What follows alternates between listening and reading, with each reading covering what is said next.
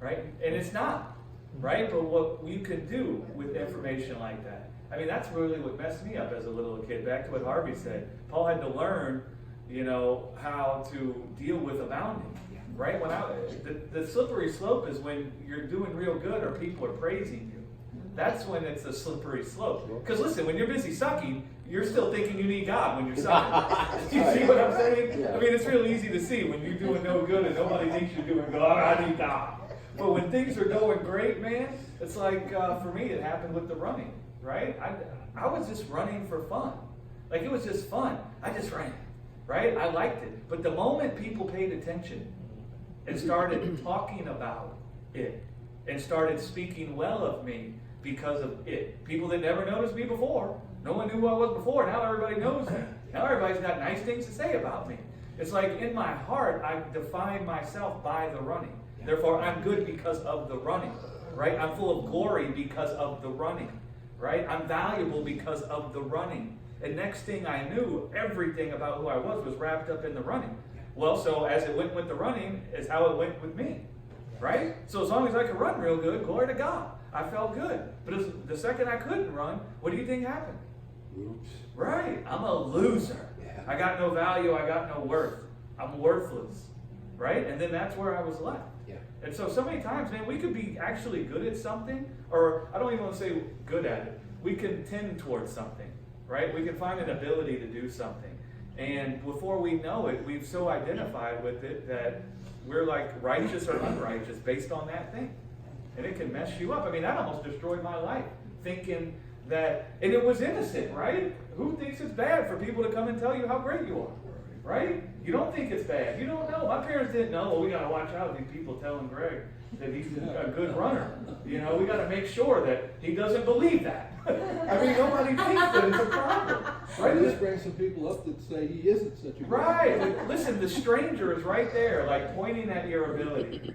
Look at this ability you have. Yeah. Look how good it is. Right. If you can work this ability, then you can be exalted by this ability.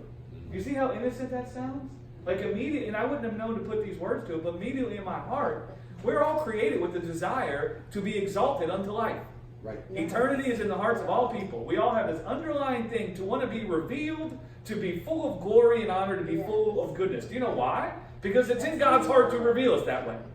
And so we already have that dwelling in there, this desire to be revealed, to be full of glory and honor, like in the resurrection of the dead.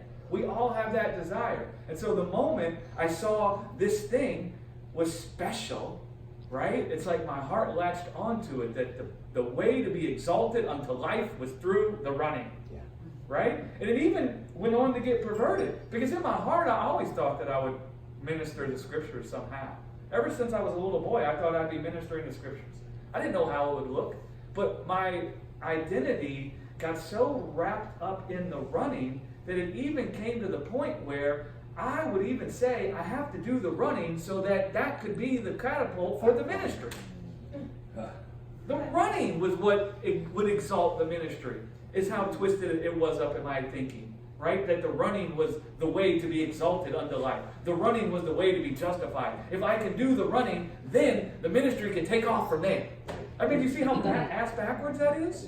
Right? How intertwined my whole world got with that? Yeah. Right? And so the way Satan did was, something was abounding in my life. He came and got me to adopt that ability as the method by which I would be exalted unto life.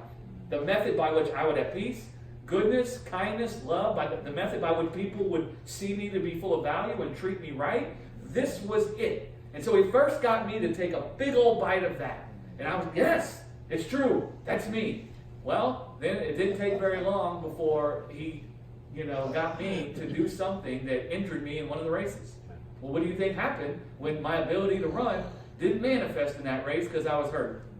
That house of cards came tumbling down. Boy, did it ever. And he didn't just let the house of cards come tumbling down. I mean, I had so many mixed up beliefs in there. I still actually thought the only reason why I could run as hard as I could was because of God. Right? Well, he didn't just come and now I suck because I couldn't run. He come and told me God was never with you when you were running. It was always you.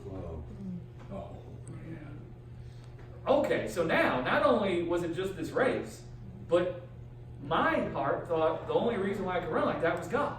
Well, now God's not there anymore. So guess what I was afraid to do? Now, run. So now, not only was it just one race, but now I was filled with fear to ever run again. So now my whole identity was destroyed. Just from not seeing myself as separate from something external. Right? Yes. Yep. Just